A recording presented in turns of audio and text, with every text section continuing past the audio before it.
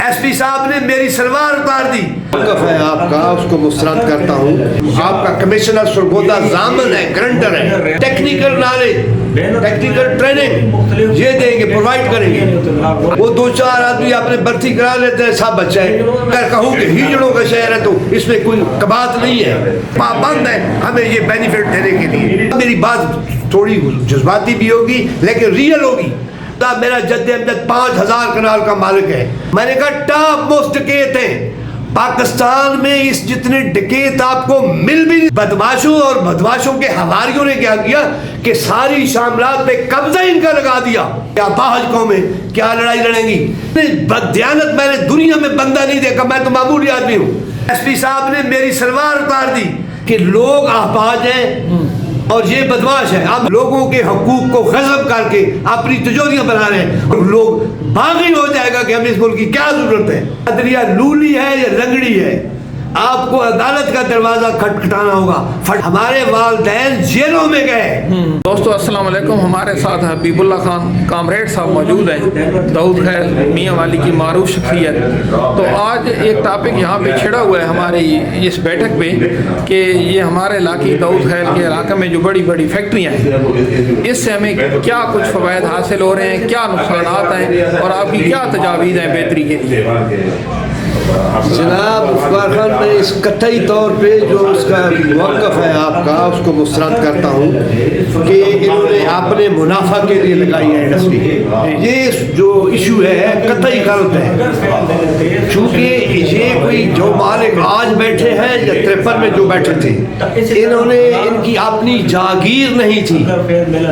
इन्होंने बाकायदा एक एग्रीमेंट साइन किया गवर्नर मगरबी पाकिस्तान 53 में, और आज जो इन्होंने जमीन है हायर की, उस पे आपका कमिश्नर सरगोदा जामन है, ग्रंटर है।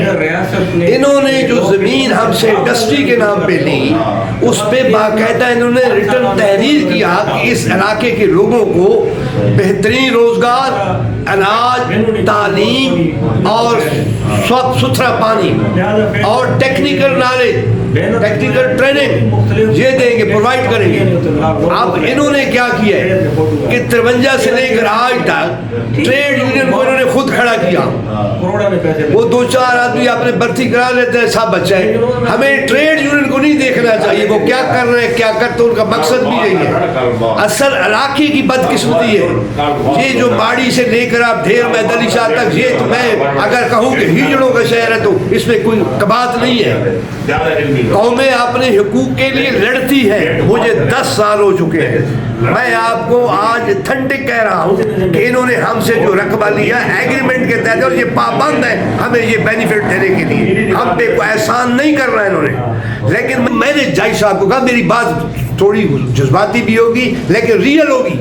मेरा वकील साथ बैठा हुआ है। मैंने जज साहब को कहा, जज साहब मैं आपके हाथ जोड़ के खड़ा हूँ, मैं 5000, मेरा जद्दे अमजद 5000 कनाल का मालिक है, मेरा पहला पानी है और मैंने जो ज़मीन दी है एक एग्रीमेंट के दी है।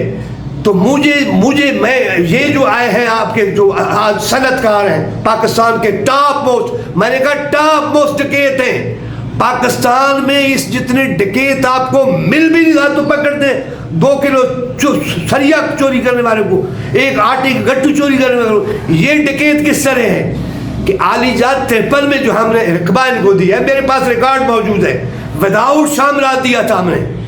कैसे दिया था? शामलात के बगैर शामलात के हमने दिया। इन्होंने क्या, बदमाशों ने क्या किया, बदमाशों और बदमाशों के हवारियों ने क्या किया कि सारी शामलात पे कब्जा इनका लगा दिया जो कानूनन नहीं हो सकता। अब जब आपके हल्के के लोग बांझ हो, लड़ने के काबिल ना हो और हुक्मरान ऐसे आ जाए जो कहे सल्तन से जुदा, जो बोलता की जबान काट दो, तो ऐसे मुल्कों में ऐसी कौमों जो या बाहज कौमें क्या लड़ाई लड़ेंगी? ये पाबंद है हमारे। आज भी मैं कोर्ट में खड़ा हूँ, मेरी 24 तारीख है, ये कोर्ट में पाबंद, इतने बददियानत मैंने दुनिया में बंदा नहीं देखा, मैं तो मामूली आदमी हूँ। ये हाई कोर्ट में लिख कर दे रहे हैं कि हबीबुल्ला खान की कोई मिल्कियती ज़मीन है ही नहीं। सिविल कोर्ट में लिख कर दे दिया कि इसकी मिल्कियती ज़मीन है ही नहीं। शामलात है, हम DPO को सुनो, DPO मियाँ वाली को चीफ जस्टिस ने लिखा कि आप हबीबुल्लाह खान की बात सुने। तो अब हमारी जो इंतजामिया के करतूत देखे, जनाब मसूद ASI था उस वक्त, इसका DPO का जो रीडर कहते हैं, SP साहब ने मेरी सलवार उतार दी।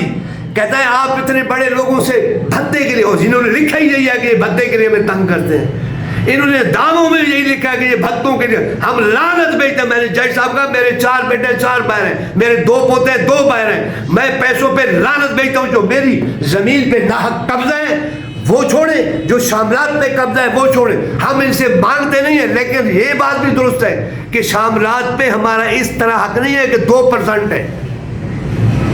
खैराबाद, ढेर में दलिशा, छठी, गुलन खैर, पक्की, ये लोगों का बुनियादी हक है। और मैं कहता हूं कि इनको 50% देना पड़ेगा अगर ये लोग खड़े हो गए तो।